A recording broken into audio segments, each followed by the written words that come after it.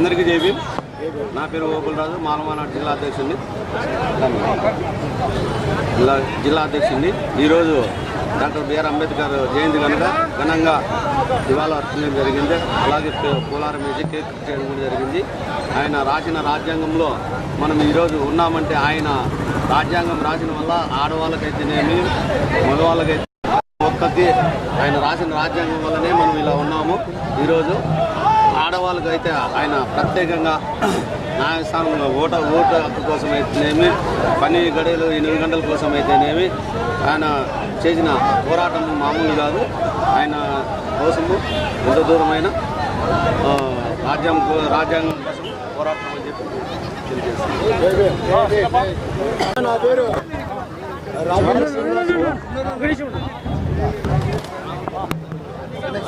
నా పేరు Ragiri Srinivasulu, SC ST minority BC జిల్లా అధ్యక్షుడు నేను.